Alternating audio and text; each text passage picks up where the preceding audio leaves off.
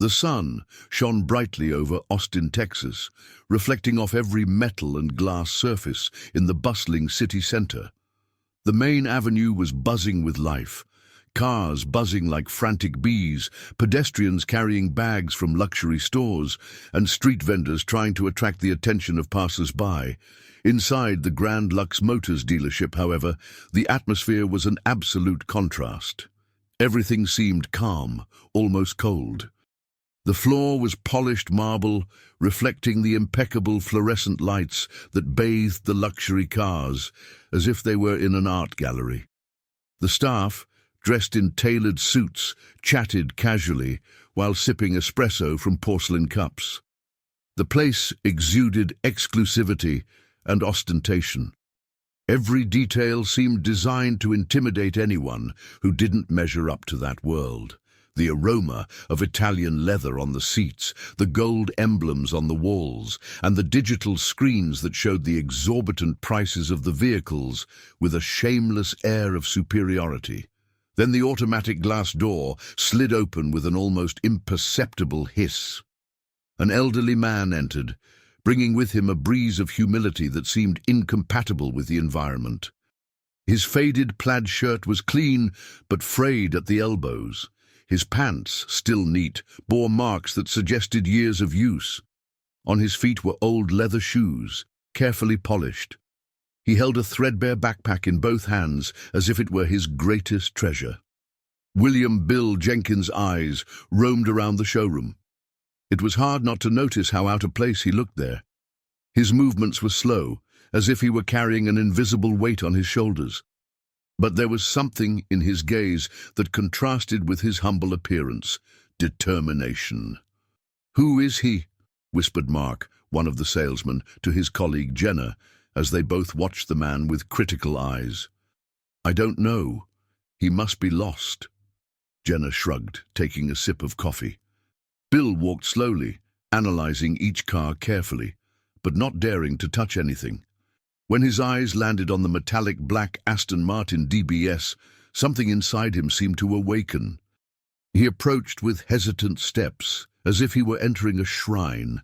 His calloused hand reached out, lightly touching the shiny bodywork. At that moment, he didn't just see a car. He saw a dream that he and Margaret had shared for years. A dream that now seemed so close, but at the same time, unattainable. "Excuse me, sir," Mark interrupted, approaching with a falsely courteous smile. "Can I help you with something?" Bill turned around, a little surprised, but kept his posture. "Yes, I'm interested in this car." He pointed to the Aston Martin. Mark blinked, trying to disguise his astonishment. He let out a short laugh, but his tone didn't hide the sarcasm. "This? It's an excellent model. It costs over $300,000. He crossed his arms, waiting for some sign of hesitation or embarrassment in the man. But Bill didn't flinch. "Yes, I know. That's why I'm here." The confidence in the old man's answer caught Mark off guard, but only for a moment. He adjusted his posture and glanced at Jenna, who was approaching curiously. "I see. Well, perhaps we could discuss your financing options." Mark forced a smile, but his voice was laced with condescension.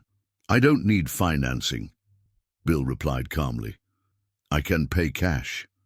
Mark froze for a moment, but soon recovered, his disbelief turning into something more aggressive. "Of course. And where is the money, sir?" "In a magic bag." Jenna, standing next to him, laughed. The laughter was enough to attract the attention of other employees and even some customers, who began to observe the interaction. Bill swallowed. He felt his face burn, but he kept his composure. "Can I touch the car?" he asked, ignoring the provocation. "Sorry, but we have very strict policies on that." Mark stepped forward, blocking Bill from getting any closer. "We can't allow anyone to, damage the vehicle." The humiliation was palpable. The showroom, once full of muffled sounds, now seemed like an auditorium where all eyes were on him. Bill felt a pang in his chest. He knew that his appearance made him a target for judgment, but he hadn't expected something so blatant. He slung his backpack over his shoulder and took a step back. "I think I've seen enough." His voice was hoarse, almost a whisper. As he turned to leave, he tripped over a nearby chair, and the backpack he was carrying fell to the floor. The few items inside scattered: a hardcover notebook, a bottle of water, and an old leather wallet. Bill quickly bent down to pick up his things, but not before Jenna and Mark exchanged disapproving glances. "What a pathetic scene," muttered Jenna with a wicked smile. With a flushed face and trembling hands, Bill hurried out of the store without looking back. Outside the dealership, the air seemed heavier. The heat in Austin at that time was stifling, and Bill felt like he was carrying the weight of a lifetime on his shoulders. He slung his backpack over his shoulder, but his steps were slow and uncertain. The sound of cars passing on the surrounding avenues seemed like a distant hum as his mind flashed back to the events of a few minutes ago. He stopped next to a lamppost, leaning against it briefly as he looked down at his shoes. They were the same ones he had worn to his daughter's wedding. Back then, they had been impeccable. Now the soles were worn and the seams were beginning to give way. Bill didn't care. Everything he owned, no matter how simple, carried with it a story, a piece of his journey. As he crossed the street towards a small park, he heard laughter coming from a group of young people in a nearby cafe. They were dressed in modern clothes, showing off expensive watches and state-of-the-art cell phones. Bill looked away, feeling once again invaded by that sense of inadequacy, as if the world around him was at a completely different speed and reality to his own. When he reached the park, he looked for an empty bench in the shade of a large tree. He sat down slowly, carefully, as if physical and emotional exhaustion were threatening to bring him down. With a deep sigh, he opened his backpack and took out a hardcover notebook. The cover was worn, and the edges of the paper inside were slightly yellowed by time. Bill flipped through the pages gently, as if he were holding something sacred. The pages of the notebook were filled with handwritten notes, drawings, and even magazine clippings. On one page, there was a detailed sketch of an Aston Martin. The lines were precise, and the words around the drawing indicated specific features of the car: white leather seats, digital dashboard, metallic black color. On another page, there was a photo cut out from a car magazine, showing exactly the same model as the one in the showroom. Next to the picture, there was a note in blue ink, written in careful handwriting: "Our dream. One day, it will be the two of us cruising the roads of Texas, free, happy, you by my side, smiling, while the wind carries all our worries away." Bill ran his finger over the words, as if he could feel Margaret's presence in them. His vision blurred, and he had to blink several times to hold back the tears. On the next page, there was a list of places they dreamed of visiting: Hill Country Hills, Lake Travis at sunset, the small town of Fredericksburg, where they spent their honeymoon, the Big Bend Desert. These places weren't just destinations. For Margaret and Bill, they were milestones in a life that, despite the difficulties, had always been full of love and complicity. They had saved for years, not just money, but also hopes and desires, nurturing a dream that now seemed to be slipping through Bill's fingers. He closed the notebook carefully and held it against his chest. The texture of the worn cover brought a sense of comfort, as if it were an anchor holding him steady amidst a sea of uncertainty. Sitting on that bench, Bill allowed himself a moment of reflection. His thoughts wandered back to the years gone by, to what had brought him here. He remembered when he first met Margaret, almost 5 decades ago. She was the waitress in a small cafe on the outskirts of town, and he was a young construction worker, sweaty and exhausted after a long day's work. Margaret had something special. Her smile could light up any room, and her laughter was a balm for any tired soul. The two quickly fell in love, and despite financial difficulties, they built a life together. They were blessed with a daughter, Emily, who brought even more joy to their home. But this happiness was cruelly interrupted when Emily fell ill at the age of 12. They spent everything they had on treatment, but nothing was enough. After her death, Bill and Margaret found solace in each other, promising that despite the pain, they would never stop dreaming. It was during this dark period that the idea of the road trip came about. It wasn't just a materialistic desire, it was a symbol of freedom, an attempt to rediscover the lightness they had lost. Over the years, they saved penny by penny, even if it meant giving up basic comforts. Bill had sold his trailer, where they had lived for decades, and started working temporary jobs to supplement his income. Every decision was a step towards the dream. But now Margaret was seriously ill. The diagnosis of terminal cancer had come as a devastating blow. The doctor had estimated that she only had a few months to live. During the consultation, Bill noticed how his wife tried to smile, even in the face of the news. She held his hand and said, "At least we still have time for our trip." Those words stuck in Bill's mind. From that day on, he was committed to fulfilling her wish, no matter what it took. However, the humiliation he had just faced at the dealership made him question whether he would be able to keep his promise. "Maybe I'm wrong," he muttered to himself as he watched the people in the park. "Maybe there's no place for someone like me in this world anymore." But even as these thoughts consumed him, something inside him refused to give up. He closed his eyes and took a deep breath, trying to find the strength. Margaret believed in him. She always had. He couldn't fail now. While he was lost in his thoughts, Bill heard the sound of a distant engine. It was a sports car, probably one of the models he had seen at the dealership. He looked up and saw a young man driving past in a shiny vehicle with the roof open and the music loud. The car disappeared in seconds, but it left Bill wondering. It wasn't the car itself that he wanted. It was what it represented: freedom, joy, life. He looked at the notebook again and ran his hand over the cover. "My Maggie, I won't give up. I promised you." Getting up, Bill slung his backpack over his shoulder and started walking. His steps were firmer this time. The humiliation still hurt, but it was no greater than the love he felt for his wife. He knew the road would be difficult, but he was willing to face it. For her, for them. The afternoon seemed longer to Bill when he finally left the park, with the weight of his humiliation at the car dealership still reverberating in his mind. His footsteps echoed on the sidewalk as he walked away from the Grand Lux Motors showroom, trying to erase Mark and Jenna's contemptuous words. However, before he could get far, he heard rapid footsteps and a voice calling out to him, "Sir, hold on!"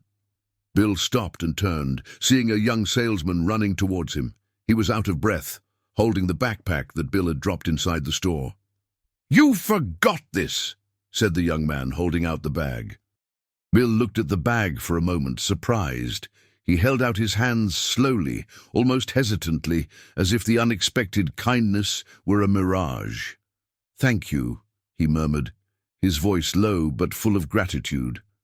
The young man smiled slightly, noticing Bill's tired expression. He was Charles, a new hire at the dealership. Unlike the other salespeople, he didn't just see Bill's worn-out clothes or old shoes. There was something in the old man's eyes that intrigued him, a mixture of determination and sadness that made him want to understand more. "My name is Charles. You know, I saw what happened in there, and I'm sorry about that," he said, rubbing the back of his neck uncomfortably. "That wasn't right." Bill looked at Charles, surprised by the boy's sincerity. He held his backpack against his chest and gave a small smile, more sad than happy. "Don't worry, kid. I'm used to being treated like this. People are quick to judge, especially when they think you don't belong in a place like this." Charles frowned. He sensed the pain in Bill's voice and, without thinking too much, asked, "Are you all right, sir? Can I help you in any way?" For a moment, Bill considered simply saying he was fine and leaving, but something in Charles's genuine tone made him hesitate. He sighed and sat down on a nearby bench. Charles, curious and concerned, sat down next to him. "My wife is very ill," Bill began, without looking directly at the young man. "Cancer. The doctors say there isn't much time. Maybe a few months if we're lucky." Charles didn't interrupt. He just listened, feeling a squeeze in his heart. "We've both always had a dream, to travel together in a beautiful car, to cross the state, to see the places we love." Bill's voice became bitter. "I spent years saving, kid. Every penny. I sold our house, sold our trailer, everything to buy that car. She always wanted that particular model. But today, after what happened in there, I started to think, maybe I shouldn't have come. Maybe it wasn't enough, and there's still some money missing anyway." Charles was silent for a moment, trying to absorb the weight of Bill's words. He looked at the old man, at his calloused hands that held the backpack, as if it were his last link to dignity. He felt something stir inside him, something that wasn't just pity, but a need to act. "Sir." "Bill, right?" Charles began, hoping the name was correct. Bill nodded. "What happened in there shouldn't have happened, and you know, I can't promise to change what people think or do, but I can try to help you make that dream come true. I don't know how yet, but I'll try." Bill looked at the young man, his eyes shining with a mixture of surprise and incredulity. "Why would you do that?" he asked, his voice hoarse with emotion. Charles smiled, albeit a little hesitantly. "Because I think we all deserve, at least once in our lives, someone who believes in us, and I believe in you." Bill didn't answer straight away. He just bowed his head, letting a single tear escape, which he quickly wiped away. After a moment he stood up, slung his backpack over his shoulder and held out his hand to Charles. "Thanks, kid. I don't know what to say." "Tell him you'll believe it too," replied Charles, shaking the old man's hand firmly. After that conversation, Charles returned to the dealership, but his mind was elsewhere. He couldn't forget Bill's story, the heavy words the old man had shared, or the look in his eyes full of pain and hope. Charles knew that what he was about to do would be risky. He was just an employee with a modest salary and little time in the company, but something in his heart told him he had to act. Meanwhile, Bill returned home, carrying within him a spark of hope. He knew that depending on a young man he barely knew was risky, but at that moment, any gesture of kindness was a priceless gift. Charles returned to the dealership, but the atmosphere now seemed different. His colleagues were still laughing and chatting nonchalantly, completely oblivious to Bill's story. While adjusting a rearview mirror on one of the cars in the showroom, Charles thought about the old man's words. Something in the way he held that backpack or looked at the Aston Martin showed that this car wasn't just a whim or a material desire. It was a symbol of love, sacrifice, and promise. "I have to do something," thought Charles. But what? He had barely started working there and didn't have the resources to help on his own. Still, something inside him told him he had to try. The next day, Charles decided to take action. During his lunch break, he went to the office of the manager, a man called Richard Hamilton. Richard was a sales veteran, a pragmatic man, more concerned with profits than emotional stories. Even so, Charles knew he had to try. "Mr. Hamilton, can I speak to you for a moment?" asked Charles, stopping at the door. "Of course, come in." Richard gestured without taking his eyes off the laptop. "But make it quick. What's wrong?" Charles took a deep breath, trying to gather his courage. "I wanted to talk to you about a client who came in yesterday, a gentleman, William Jenkins." Richard looked up, frowning. "That man who stumbled out? Yes, I heard the comments." He laughed slightly. "What about him?" "Well, he came here because he wanted to buy the Aston Martin." Charles hesitated, but continued. "He didn't seem like a typical customer, I know, but his story is different. His wife is very ill, and this car is her last wish. He's spent years saving for it. I think we should consider helping in some way. Richard leaned back in his chair, crossing his arms. Charles, listen. This is a business, not a charity. I understand that you're new here and maybe don't understand how things work. But our customers are people who can pay cash or finance on solid terms. The rest, well, it's not our problem. Charles felt his face burn with frustration, but he didn't give up. He said he could pay cash. Maybe he doesn't have the full amount, but if we could offer a discount or some alternative, I think it would be possible. Richard laughed, a dry, cynical sound. And who would cover the difference? You? He shook his head. Listen, I admire your compassion, but compassion doesn't pay the bills. Now, if you'll excuse me, I have reports to finish. Charles left the office with a heavy heart, but without losing his determination. If the manager wouldn't help, he would find another way. That evening, Charles returned home and started planning. He knew he couldn't help Bill alone, but perhaps he could get other people involved. Using social media, he created a discreet campaign. Help a man fulfill his wife's last wish. William Jenkins is a simple man, but his heart is full of love and sacrifice. His wife is terminally ill, and all he wants is to buy her the car of her dreams for one last trip together. Any help makes a difference. He attached a photo of a sketch of the Aston Martin, taken from Bill's notes, and briefly described the couple's story, without exposing too much of their privacy. At first, donations were slow, but as the story began to circulate, more people became aware. The local community shared the publication, and some of the dealership's frequent customers offered generous contributions when they found out. Charles also used his own savings. He had saved money to pay for a specialization course, but felt that this moment required a greater sacrifice. After a few days, Charles decided to visit Bill. He drove to the address the elderly man had mentioned. The house was modest, surrounded by a worn wooden fence. The garden was unkempt, but there was a small flower bed to the left of the entrance, indicating the careful touch of someone who loved simplicity. When Charles knocked on the door, it was Margaret who answered. She was thin, pale, but her eyes still had a warm glow. She wore a flowered headscarf, which hid the effects of chemotherapy. "You must be Charles," she said, smiling. "My husband has spoken a lot about you. Please, come in." Inside the house, Charles noticed the simple but welcoming atmosphere. The walls were decorated with old photos, including one of Bill and Margaret in their youth, laughing under an oak tree. "William?" Margaret called out, and soon Bill appeared, surprised to see Charles there. "What are you doing here, boy?" asked Bill, although his voice showed more curiosity than hostility. Charles smiled, showing the envelope he was carrying. "I said I'd try to help, and here I am. This is for you. It's not enough for the car yet, but it's a start." Bill took the envelope with trembling hands. He looked inside and saw the money, tears filling his eyes.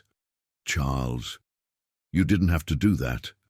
"This is more than generous. It's not just my money," Charles explained. "I got some donations. The community wants to help you. We still have a way to go, but I promise we'll make it." Margaret held Bill's hand, smiling with watery eyes. "You're an angel, kid. I don't know what we did to deserve this." Charles shook his head. "I just want you to fulfill this dream. Everyone deserves a happy ending." The days passed like a blur for Charles, who divided his time between working at the car dealership and organizing the campaign to help Bill and Margaret. He was determined to make sure the couple got their car before it was too late.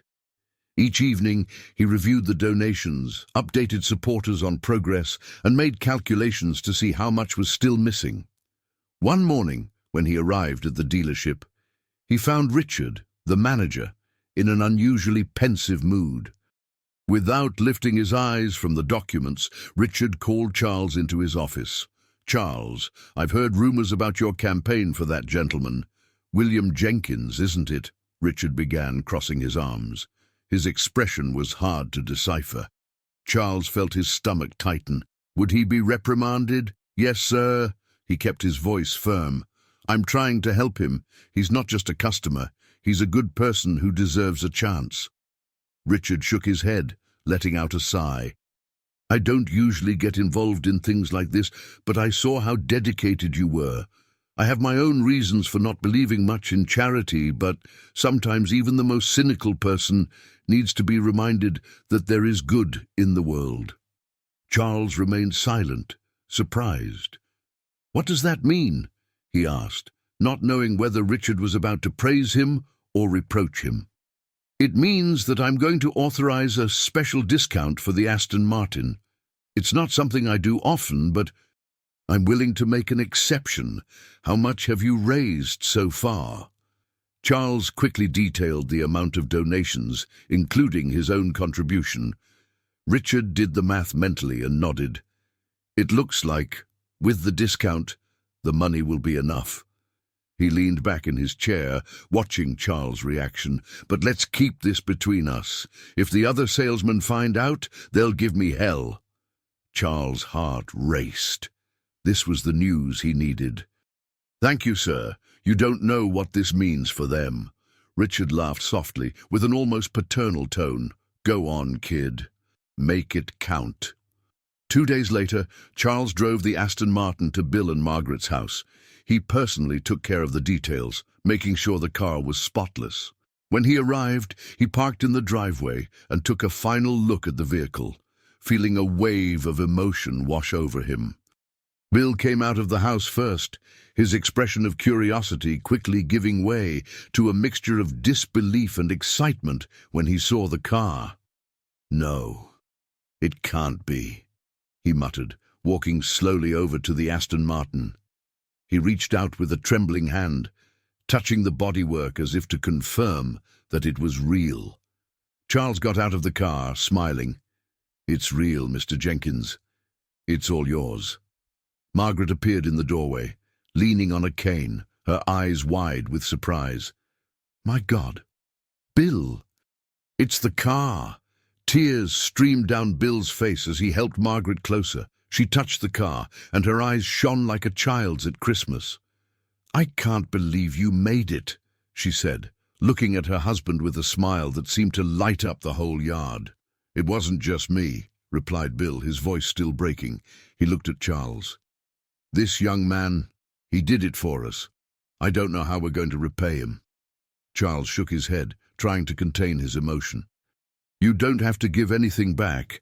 Just enjoy it. This car belongs to both of you, and it should take you to all the places you've always dreamed of." Even though she was weak, Margaret insisted on getting into the car right then and there. With Charles's help, she settled into the passenger seat, while Bill positioned himself in the driver's seat. He started the engine, and the low, powerful sound of the car filled the air.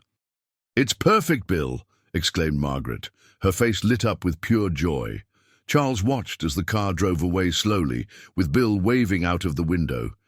He knew that this moment would be unforgettable for the couple. Over the next few days, Bill and Margaret embarked on the trip they had planned for so long. They went to Lake Travis, where they watched the sunset embraced. They visited hill country, where they took pictures next to fields of wildflowers. In Fredericksburg, they revisited the inn where they spent their honeymoon, reliving precious memories. Every kilometer traveled in the Aston Martin was a gift, a small victory against time and illness. Margaret seemed more alive than ever, laughing and chatting as she hadn't done for a long time. Bill drove with a sense of purpose, knowing that he was fulfilling his promise. After a few weeks of intense happiness, Margaret began to weaken. Her body could no longer cope with the pace of travel, and Bill knew the end was near. They returned home, and she spent her last days in a bed by the window where she could see the garden. On a Saturday morning, as the sun rose over the horizon, Bill realized that Margaret had left. She had a serene smile on her face, as if she were at peace. He held her hand for hours, unable to let go, until he finally found the strength to call a doctor. After the funeral, Bill spent days in silence, walking around the empty house. The Aston Martin was parked in the garage, gleaming like a reminder of the dream he and Margaret had shared. Every time he looked at the car, he felt both pain and gratitude. It was a symbol of eternal love, but also a reminder that he was now alone. The days following Margaret's funeral were dark for Bill. The house seemed to echo with silence, and the emptiness beside him was almost unbearable. Every corner of the house brought back memories of Margaret. The faint smell of her perfume still permeated the pillow. The notebook with the plans for the trip lay open on the table, as if she was going to return to finish it. But now, only memories remained. The Aston Martin was parked in the garage, gleaming in the dim light coming through the windows. Bill spent long moments sitting in a nearby chair, observing the car. He knew that this vehicle had been the catalyst for one of Margaret's last great joys, so while he treasured every moment they had together, he also knew that he didn't need it anymore. One afternoon, Bill picked up the phone and dialed the number Charles had left for him. The young man answered on the third ring, his animated voice bringing a rare smile to Bill's face. "Mr. Jenkins, how are you?" Bill hesitated, swallowing before answering. "I'm surviving, Charles, but I need a favor from you. Can you come by the house? There's something I want to discuss." Charles didn't hesitate. "Of course, Mr. Jenkins, I'll be there in an hour." A short while later, Charles parked his simple car in the driveway of Bill's house. He got out and walked to the door, where Bill was already waiting for him. The old man looked older than last time, but there was a calmness in his gaze. "Thanks for coming, kid. Come in, please." The two sat down in the living room. Bill got straight to the point. "Charles, you changed my life. You've given Margaret and me something we'll never be able to repay, but I've given it a lot of thought. And I know there's something I can do to express my gratitude." Charles shook his head, confused. "Mr. Jenkins, you don't have to thank me. I only did what anyone should do." Bill smiled slightly. "Maybe you think so, but what you did was extraordinary. And I want the car to be yours." The words seemed to echo in the room. Charles blinked, stunned. "What?" "No! I can't accept it. No, I can't accept that. This car is everything you and Margaret dreamed of. It's part of your history." "Exactly," said Bill, interrupting him. "It's already served its purpose. Margaret and I had what we needed, but now it must be part of your story. I see in you the same kindness that Margaret always saw in people, and I think this car can be a symbol of that." Charles looked at Bill, his eyes watering. He knew how much that car meant, and the generosity of the gesture moved him deeply. I don't know what to say, Mr. Jenkins. Just tell him you'll take good care of him." Bill smiled, but there was sadness in his voice. "Margaret would be happy to know that he's in the hands of someone like you." That same afternoon, Bill handed Charles the keys to the Aston Martin. The young man tried to refuse, but Bill was adamant. "Before leaving, Charles promised something. I'm going to look after this car as if it were a treasure, and I promise that I'll continue to do for other people what I've done for you." Bill nodded, feeling a strange lightness in his heart. Watching Charles drive off in the Aston Martin was both bittersweet and comforting. It was like saying goodbye to an important part of his life, but also a way of keeping Margaret's legacy alive. Charles kept his promise.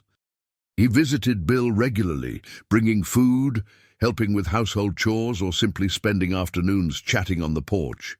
The two developed a friendship that went beyond the history of the car. For Charles, Bill was a mentor. For Bill, Charles was a reminder that goodness still existed in the world. On one of these visits, Charles brought the Aston Martin. He parked in the driveway and called Bill out. "It's time for a drive, Mr. Jenkins." Bill hesitated, but Charles insisted. Sitting in the passenger seat, Bill closed his eyes for a moment, feeling the wind on his face as Charles drove along the roads around the city. He couldn't help but smile. "Thanks, kid, for everything." Charles replied with a simple smile, concentrating on the road. In the months that followed, Bill found solace in his memories and in his friendship with Charles.